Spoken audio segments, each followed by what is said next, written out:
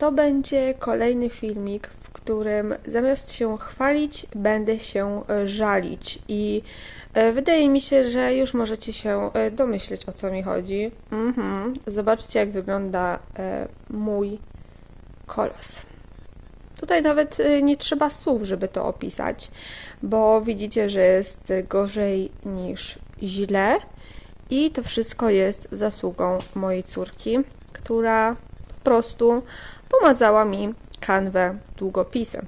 I żeby nie było, że ona sobie tak podeszła i sobie porysowała, to wyglądało to mniej więcej tak, że ja sobie siedziałam przy krośnie i swoim spiralnym długopisem do materiału rysowałam sobie niebieskie krateczki. A że odeszłam dosłownie na chwilę bodajże do łazienki, no to w tym czasie Nadia wzięła swój zwykły długopis, taki do papieru i stwierdziła, że ona też mi porysuje dalej te krateczki, no i narysowała. Więc w taki oto sposób mam 2 kratki. Później próbowałam to sprać. I jedyne, co mi się udało, no to rzeczywiście udało mi się sprawić, aby ten długopis był troszkę bledszy. Ale ja to robiłam magiczną gąbką, która rzeczywiście działa, ale ona zostawia, jak widzicie, takie coś. To jest, to trzeba zdrapać. To nie jest tak, że to się, nie wiem, kanwa nie wiem, skulkowała, czy coś tego typu. To są po prostu resztki gąbki, które trzeba stąd zdjąć, ale one się przykleiły i ciężko się tego pozbyć, więc muszę teraz posiedzieć i to wszystko, co tutaj widzicie, to są resztki gąbki. To nie jest popsuty materiał, tylko to są resztki właśnie tej gąbki, którą ja to próbowałam zetrzeć. Część rzeczy, jak widzicie, się rozmazała. Tutaj część już jest dużo bledsza, więc uważam, że to na przykład da się już zakryć krzyżykami, nie będzie nic widać. Przepraszam, Nadia mi tutaj usiadła i ma czkawkę, więc możecie ją słyszeć. To jest dużo bledsze niż to, więc to na pewno uda mi się zakryć. Tutaj może być różnie, ale żeby tego było mało, to ona nie popisała mi tylko kanwy. Ona popisała mi również tutaj krzyżyki, a w zasadzie półkrzyżyki. No i część też tutaj była taka krecha, udało mi się to zmazać, ale tutaj była jeszcze jedna krecha i w zależności od tego, pod jakim kątem patrzycie, to albo ją widać, albo jej nie widać. I tutaj te krzyżyki, zobaczcie, że też mają takie dziwne, takie coś właśnie z tej gąbki i tego też muszę się pozbyć, ale myślę, że już przy praniu, przy wszystkim da radę się tego pozbyć, tak mi się wydaje. Tutaj też już jest zaprane troszeczkę i w sumie to nie wiem, co ja mam z tym zrobić. Słuchajcie, ja próbowałam tak trochę tyle, o ile ogarnąć tutaj, gdzie będę wyszywać. Tutaj widać też z boku, że ja próbowałam to jakkolwiek ratować, ale no słuchajcie, no płakać mi się chce. Naprawdę jak ja na to patrzę, to mi się płakać chce. Odechciało mi się wszystkiego w momencie, bo no tak naprawdę moja córka popsuła pracę, nad którą morduje się 2. rok. Więc 2 lata pracy zostały dosłownie zniszczone w moment. No i tak to jest, jak się ma dzieci, no co mam zrobić? No przecież jej nie wiem, nie wyrzucę jej na dwór za to, że mi pomazała kanwę, ale no nie wiem. Ja nie wiem, jak mam to uratować. Ja jak zobaczyłam, to sobie po prostu siadłam, miałam łzy w oczach, bo naprawdę aż nie dowierzałam w to, co widzę. Nie wiem, czym to mam doprać, nie wiem, jak mam to uratować. No cóż, tak bywa. Zdążyliście pewnie też zauważyć, że moje krosno stoi w innym miejscu. Do tej pory stało w salonie, miałam fajny kącik hafciarski, ale denerwowało mnie to, że tam było bardzo słabe światło, to raz. 2, stało to wszystko tak bardzo na widoku i 3, nie miałam gdzie postawić suszarki z praniem. Z uwagi na to, że nasza sypialnia nie jest ogrzewana, bo mamy ogrzewanie podłogowe, tutaj nie ma grzania, a w salonie już jest, więc tutaj nam w sypialni to pranie nie schło i musieliśmy je wynieść do salonu, a nie było gdzie postawić. Więc doszłam do wniosku, że zamienię sobie suszarkę z praniem z krosnem i krosno wyląduje w sypialni i to też będzie dobrą sprawą, bo kiedy Nadia już szła spać, a Nadia chodzi spać między godziną 20 a 21, wtedy już nie mogłam wyszywać. A wiecie, że ja najwięcej wyszywam właśnie w nocy, więc też tych krzyków było mało przez to, że nie mogłam sobie usiąść i tak sobie siedziałam i myślałam, no wyszyłabym sobie, ale nie mam jak, bo nie zaświecę jej światła, a moja córka śpi w salonie. Aktualnie nie mamy drugiego pokoju, więc musi być jak jest. Także zdecydowałam, że to krosno po prostu wyląduje w sypialni i ja tutaj mogę sobie wyszywać przy łóżku i ta wysokość jest dla mnie idealna. Mogę sobie siedzieć spokojnie tutaj i wyszywać. Zobaczymy, jak to będzie na dłuższą metę, bo ja tutaj jeszcze jako tako nie wyszywałam, tylko sobie tak próbnie usiadłam przy tym krośnie, więc nie wiem, czy moje plecy wytrzymają tak bez oparcia, bez niczego. Ja mam właśnie z tym problem, że nie mogę zbyt długo wysiedzieć, bo mnie teraz plecy bolą. Zobaczymy. Mam też lampę w kącie, mam tam u góry jakieś tam podstawowe rzeczy, ale to i tak no nie wszystkie, większość jest pochowana też. No ciężko jest z tym, że nie mam takiego jednego swojego kąta, gdzie te rzeczy mogłyby być, tylko wszystko jest tak rozwalone. Część rzeczy właśnie takich hafciarskich, mozaikowych mam w salonie, część rzeczy mam w sypialni i tak wszystko jest, każda rzecz w innej półce. No trudno. Jak będę już miała swój dom i swój pokój hafciarski, no to wtedy się będę urządzać.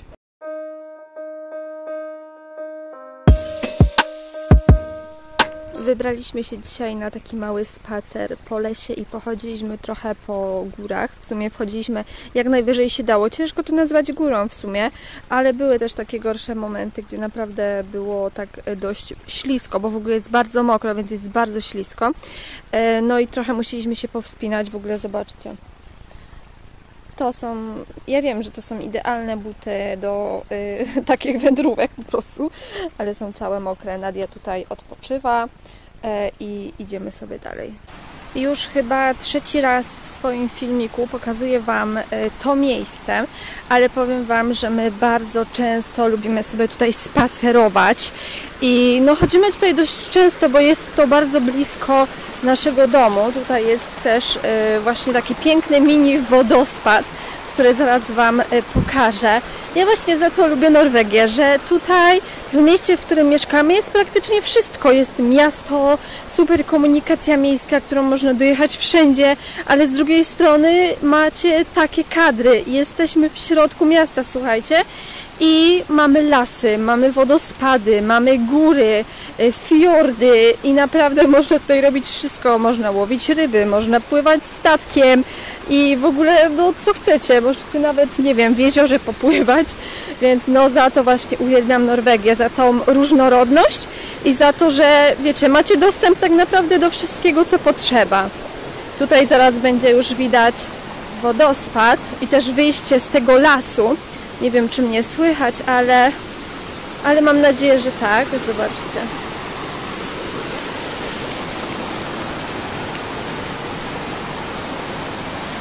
Dokładnie tutaj jest to miejsce, które możecie pamiętać z moich filmów. Tutaj nagrywałam też mozaiki. Nie jest tutaj tak zielono, jak było kiedyś, przez to, że mamy już praktycznie jesień, więc jest mniej zielono, ale myślę, że nadal jest pięknie. No jeszcze miesiąc temu wyglądało to miejsce dosłownie jak z bajki, co też widzieliście może i na Instagramie, na jakichś zdjęciach. Teraz mamy więcej liści, ale nadal jest naprawdę pięknie. Tutaj mamy też taką tablicę, na której jest wszystko rozpisane. Ja z niej nic nie rozumiem, musiałabym sobie przetłumaczyć, ale mogę Wam powiedzieć, że to jeziorko to jest to, nad którym zazwyczaj nagrywam. My się tutaj kąpiemy dosłownie, na tej kładce, tu można się kąpać, a ja zawsze nagrywałam Wam tutaj z tego cypelka, a my jak poszliśmy sobie teraz schodzić, chyba za wysoko Wam pokazuję, tu się kąpiemy, tutaj Wam z tego cypelka nagrywam, a my chodziliśmy tutaj po tym lesie, tutaj w zasadzie po środku tego lasu i później poszliśmy tutaj na tą część, jakoś tak to było. No a żeby wrócić do domu, no to musimy sobie dojść tutaj na tą ścieżkę i później tutaj w tą stronę, więc tak to wygląda. Pokażę Wam coś, co tutaj w Norwegii jest dość częste, czyli takie skrzyneczki, w których można kupić rzeczy od lokalnych, nie wiem, farmerów i tutaj można kupić akurat miód i jajka i pieniążki sobie zostawiacie, a rzeczy zabieracie i to jest naprawdę bardzo fajne i dużo osób tutaj tak robi. a w sumie u nas w Polsce nie jest to aż takie częste. Mój konik cieszy już coraz bardziej, bo do końca zostało tyle co i nic. Ja mam skończony 38 tydzień wyzwania rocznego. Przy okazji widać, że przybyło też nowych plam na moim hafcie. Co to jest za plama i skąd ona się wzięła? Nie mam bladego pojęcia, bo ja zazwyczaj nic nie wylewam na swoje projekty. Po prostu wyciągnęłam z szafki i tak już było, więc nie wiem, czy to Nadia, czy to coś innego, ciężko powiedzieć. Tak to teraz wygląda. Już coraz lepiej. Z daleka wygląda coraz lepiej i powiem Wam, że jak zdjęłam tamborek, to tak popatrzyłam trochę z innej perspektywy na ten obraz i muszę przyznać, że rzeczywiście robi on wrażenie i robi on robotę, no bo tak z daleka wygląda dużo lepiej niż z bliska i z daleka nawet nie widać tych wszystkich krzyżyków przez to, że wyszywam na tak drobnym materiale. No naprawdę nie widać żadnych krzyżyków, tak jakby to było spójne, nie ma żadnych prześwitów, no i to mi się podoba właśnie najbardziej. Chciałam Wam dać znać, że znalazłam sposób na te kuleczki i chodzi mi tutaj o coś takiego. To się nazywa bodajże, nie wiem, golarka do ubrań. My na to zawsze mówimy odkulkowywacz i zobaczcie teraz.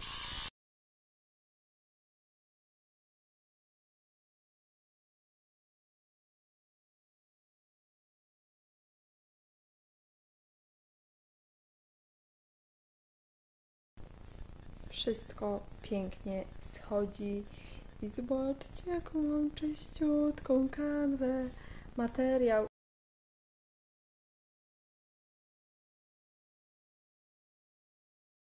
Ładnie, ładnie. Przejechałam też delikatnie tutaj po tym hafcie i zobaczcie, że też już nic nie ma i żeby nie było, że oszukuję, to patrzcie.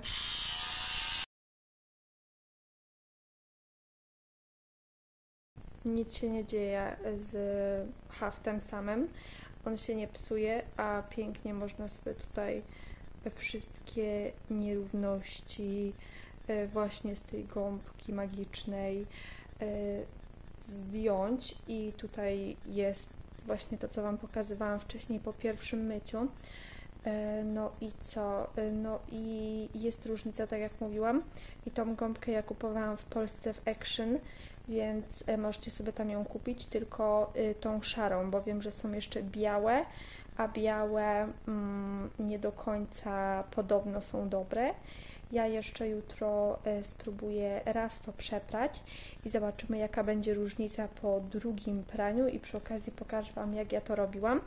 I mam nadzieję, że tutaj ta część też się zmyje, bo w sumie tej części jeszcze nie ruszałam, a tą wzięłam tylko tak odrobinkę, no to w sumie bardziej się rozmazało niż umyło. Pokażę Wam teraz, jak ja próbowałam doczyścić ten długopis i będzie nam potrzebna magiczna gąbka, moja już jest po przejściach.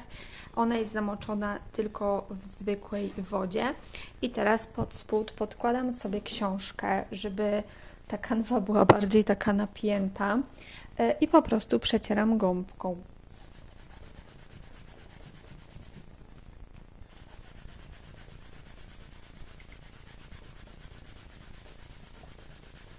Tak to wygląda na ten moment. Te linie są zdecydowanie jaśniejsze. No i teraz pozostaje mi tylko liczyć na to, że uda mi się to czymś zakryć. Tu może być ciężko, bo tutaj jest wilk i małe wilczki, one są dość jasne, więc może być różnie. Pokażę Wam też, jak to wygląda po wyschnięciu. Tak wygląda ten materiał po wyschnięciu. Jest zdecydowanie lepiej niż było, ale mimo wszystko to widać. Jeżeli macie jakiś pomysł, który mogłabym tutaj wykorzystać i który mógłby mi pomóc, to koniecznie dajcie znać w komentarzach. Tutaj też widać, chyba z tej perspektywy, zobaczcie, tu widać jeszcze kreskę, tutaj widać kreskę pomazaną i ja widzę, ale nie wiem, czy Wy to zobaczycie, tutaj jest jeszcze. Więc jeszcze jest popisane i jeszcze się tamto nie zmyło z daleka. No niby tego nie widać, ale jednak no jak ktoś wie, no to dostrzeże tutaj te kreski.